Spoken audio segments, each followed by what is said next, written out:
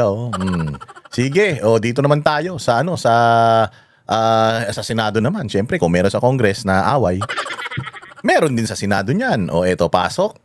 Common sense lang sa isa nating kasamahan na pilit naghahanap ng original signed copy at ginawa pang dahilan sa hindi niya pagpirma. It should be understood that the digital version serves as the formal notification of the report's contents, Mr. President. For the record, the partial committee report was circulated on February 11, 2026 to the members of this committee for thorough study and consideration. As provided in our rules, Section 1, Article 5, Blue Ribbon Committee Rules, committee reports must be signed by a majority of the committee's members before they can be filed with the Bills and Index Division. Wala nga pumirma eh. Di ka nakakuha ng pirma, ibig sabihin ayaw nila sa report mo. Tanga ka ba? Eto ka na naman, Ping eh. Puro kacharotan na naman pinagsasasabi mo dyan eh. Of the Senate. Given the scale of the investigation and the details of the discussion, which as you all know, reached more than 400 pages, sans the annexes, each member has been afforded more than sufficient time to examine and scrutinize the full substance of the report. Everyone is given a full opportunity to review and propose revisions, modifications, deletions, and corrections. In line with Senate practice, we have provided an advanced portable document format or PDF copy to every office to allow our members to sufficient time for review. Common sense lang sa isa nating kasamahan na pilit naghahanap ng original signed copy at ginawa pang dahilan sa hindi niya pagpirma. It should be understood that the digital version serves as the formal notification of the report's contents, Mr. President. To date, almost 3 months have passed. Only 7, including the President, Chairperson, and the Senate President, have affixed our signatures to this draft. I therefore thank... Ayaw nga nila. Magagawa mo. Kaya konti lang pumirma dahil lahat naman ng mga pumirma na yan, puro tanga yan eh. Ayan, tanga si Erwin Tulfo, si Lacson, si Tito Soto, lalo na. Bugok yan eh. Si Risa Ontiveros, lalo na. Risa Ontiveros na to. Gusto daw niya maging patas yung mga senador sa pagdinig ng impeachment. Gago, ikaw kailan ka naging patas? Pag Duterte, putang ina, lagi kang kalaban ng Duterte eh. Paano kayo maniniwalang patas kang ulul ka? Inantong Risa Ontiveros na to, kapal ng mukha nito kasing kapal ng bukbok niya sa mukha eh. Ito si Bam Aquino. Yan, si Kiko. Si Kiko rin, walang alam niya. Kita mo yung mga kabataan niya sa Las Piñas ng hold up ng jeep. Kasalanan ni Kiko yan dahil dun sa juvenile act law niya. To si Rapi Tulfo, ito yung manyakol na. Manyakol daw. Puro pambababae ang alam, sabi ng mga lumabas na iskandal niya. Tapos niya, ang hilig niya, ang tapang-tapang niya. Nung nakaraan, nag-hearing yan ng sa PCSO, yung nananalo, mayat-maya may nananalo, biglang nawala yung hearing na yun. Tapang nito, pero pag nawawala naman yung tapang niya kapag malalaking tao na. Yan lang yung mga pumirma, yung mga ulaga. Wala na. Our colleagues, Senator Erwin Tulfo, our Vice Chairman, Senator Risa Ontiveros, Senator Bam Aquino, Senator Kiko Pangilinan, and the latest, Senator Rafi Tulfo, who have signed the partial report. And while I disagree with those who have not, let me state for the record, Mr. President, that I respect their decision even as I understand whatever reasons they have for not signing. Siyempre, hindi naman pwedeng hindi sasagot si niyan. Hindi pwedeng hindi sasagot si si Marcoleta. Siyempre yung niya, yung pilukan niya, sayang naman yung pagkakasuklay niya kung hindi siya sasagot diyan. Sige na.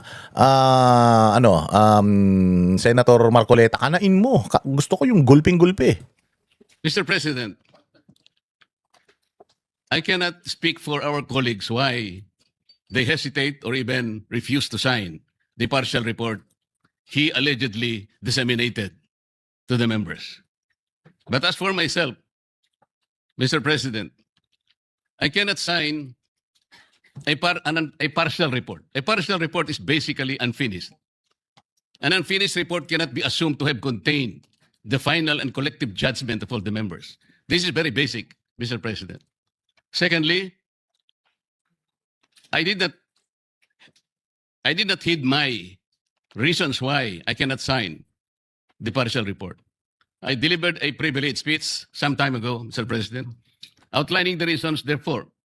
Number one, I was expecting the chairman of the Blue Ribbon Committee to have conducted several hearings more, and in those hearings, he should have invited several persons whom I enumerated in my privilege speech.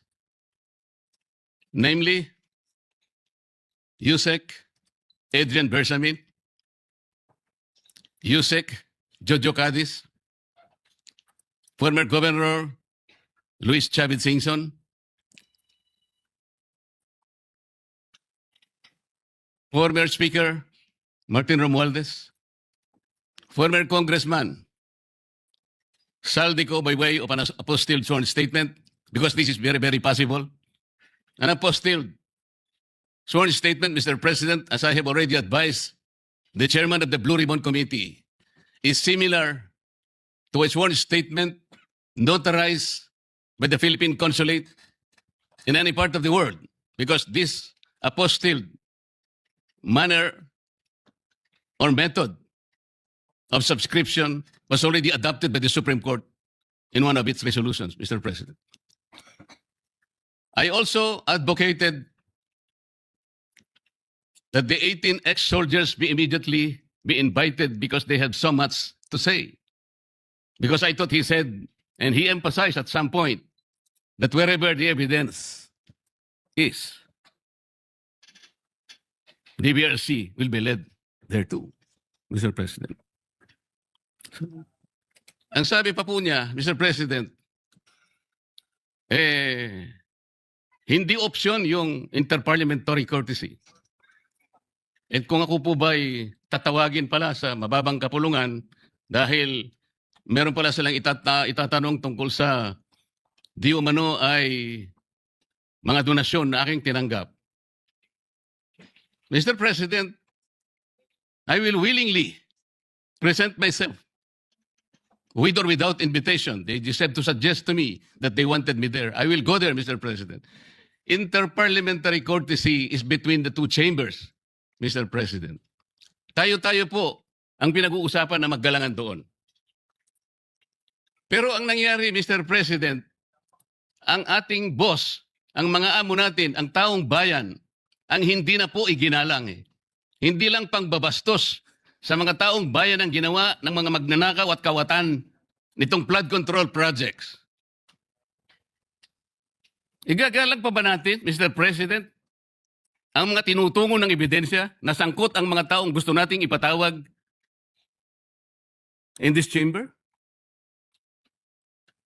Gagamitin pa po bang isang dahilan na kailangan nating maggalangan kung sila mismo ay hindi na iginalang ang taong bayan na ngayon ay halos nagdurusa na? Tama po, sinabi niya kanina, Mr. President, talagang mainit ang panahon. Ang heat index ay talagang sumadsad na talaga sa pinakamainit na bahagi. Ngunit ang lalong nagpapainit nito, Mr. President, ay yung kawalan ng political will na ipagpatuloy ang pagdinig. Kahit na lantaran na nandun na talaga yung mga ebidensya. Bakit po hindi tayo tumawag ng pagdinig, Mr. President? Inimbita si Governor Luis Chavez Singson.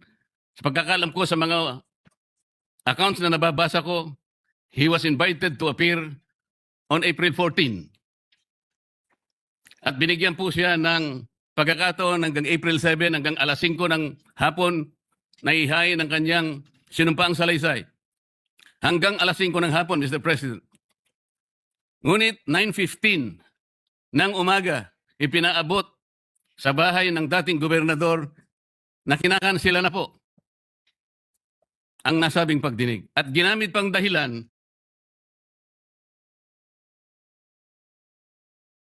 paano po nangyari yun, Mr. President? Binigyan siya hanggang alas 5 ng Abril 7 na isubmit. Sa pagkakaalam ko po, nandun na siya sa Maynila at nanananghali. Pagkatapos nun, itutuloy siya sa opisina ni Senator Lacson para ihain yung sworn statement na kanyang inihanda. Bakit po kinakailangang dumating pa si Saldico? Inihintay siguro ni Saldico, Mr. President, ideklara lang ng chairman ng Blue Ribbon Committee, i-apostil mo lang yan kahit nasaan ka sa anumang bansa ka sa Europe. Tatanggapin ng committee yan. At pagkatapos, hahayaan ka namin sa pamagitan ng Zoom ay pumayag ka at iimbitahan ka namin para sa isang special na pagdinig kung yan ang gusto mo. Yun lang siguro gusto niyang marinig. Bakit i-condition pa natin ang pagdating niya rito, Mr. President, kung yung apostilled sworn statement is sufficient enough for him to do just that? Ano po ba tayo rito? Nagtatakip po ba talaga tayo? Ano pa nga ba?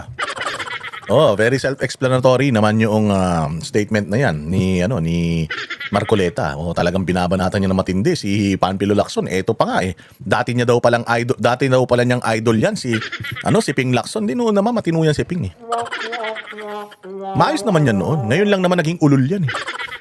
Simulan na dikit kay Bongbong. Si Bongbong nga kasi, sabi ko nga sa inyo, kung meron King Midas na lahat ng hinahawakan niya turns into gold.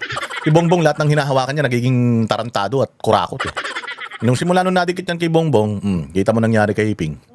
Naging hudas na. Oh, galit na galit si Marcoleta. Sabi ni Marcoleta, sinira mo ang paghanga ko sa iyo. Paano ba yan? Pero bakit ngayon po ay nagkaiba, Mr. President? Parang yung pedestal na aking hinangaan, yung alamat na nandoon, unti-unting gumuho. Nalulungkot po ako at nangyari yun, Mr. President. Mula noon, nung makita ko siya,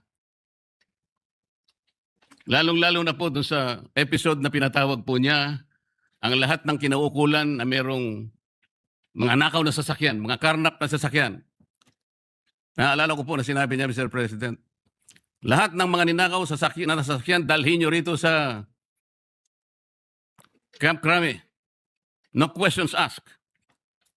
Dahil palagi po akong dumadaan sa EDSA, Mr. President.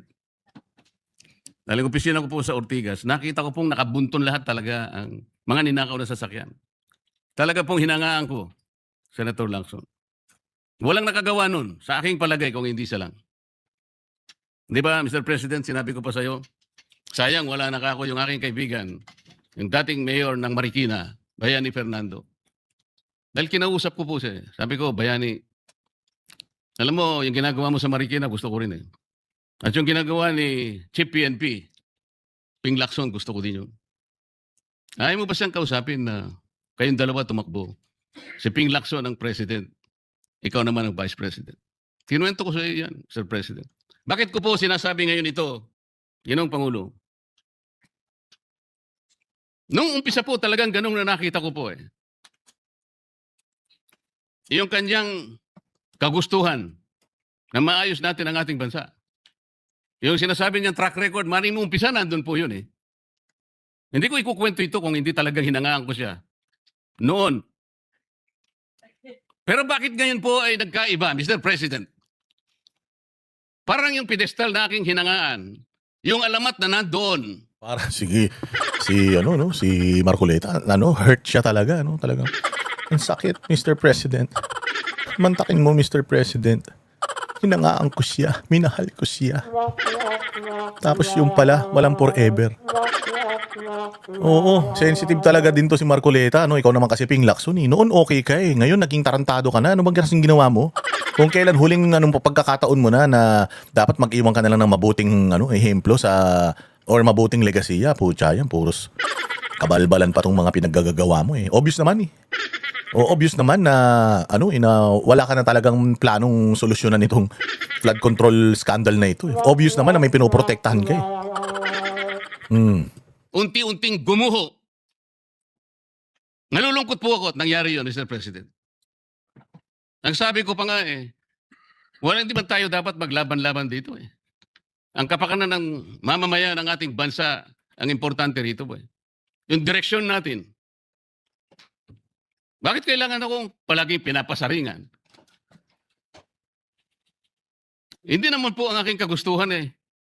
Kung sino yung dapat na sumikat o sino yung dapat magpasikat, hindi po yun eh. Isa lang po ang sikat dito, Mr. President. Ang taong bayan na pinagsisilbihan nating lahat. Doon po natin ituon ang lahat ng ating makakaya, ang lahat ng ating energy. Malampasan sana natin ang problema ito. Opo, alam nyo kasi kaya nangyari ito. Oo, syempre nag-privilege speech ito si Ping Lacson, bading pala talaga. Bakla pala talaga. Si Ping Lacson. Oo. Kasi hindi siya tumanggap ng nagsalita siya doon pero hindi siya tumanggap ng mga tanong or ayaw niya magpa-interpolate. Akala ko ba magaling? Akala ko ba mahusay ka? O bakit hindi ka tumatanggap ng tanong mula sa mga kasamahan mo? Paano mabibistos siya? Oo, hindi siya pwede makipagdebate sa isang abogado eh. Kami ang boses ng masa, hindi natatakot. katotohanan lang, di kami nalulunod. Walang bahid ng sismis, lahat ay totoo. Kahit sino ka pa, pag mali ka babanatan ka. Walang pinipili kulay, wala kaming kinikilingan. Basta para sa bayan, kami lalaban. Pag tama palakpakan, pag mali banatan. Di matitinag, di matatakot, para sa bayan tuloy ang sigaw. Sa harap ng kamera, walang halong takot. Mga baluktot, lahat kayo'y tutumba. Ang hustisya at totoo, yun lang ang mahalaga. Kahit sinong harang, di kami matitinag. Walang pinipiling kulay, wala kaming kinikilingan. Basta para sa bayan, kami lalaban.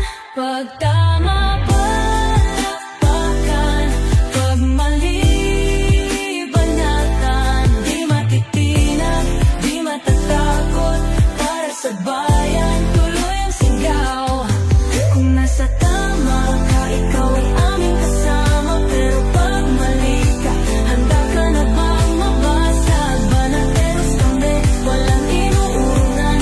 Dahil bayan muna, bago ang sarili.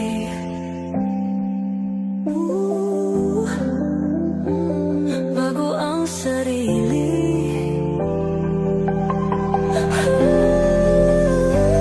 Pag tama palakpakan, pag mali banatan.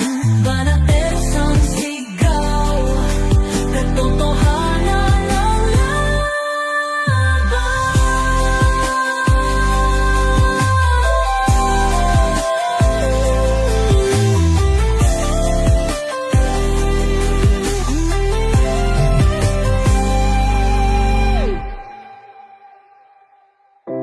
Sa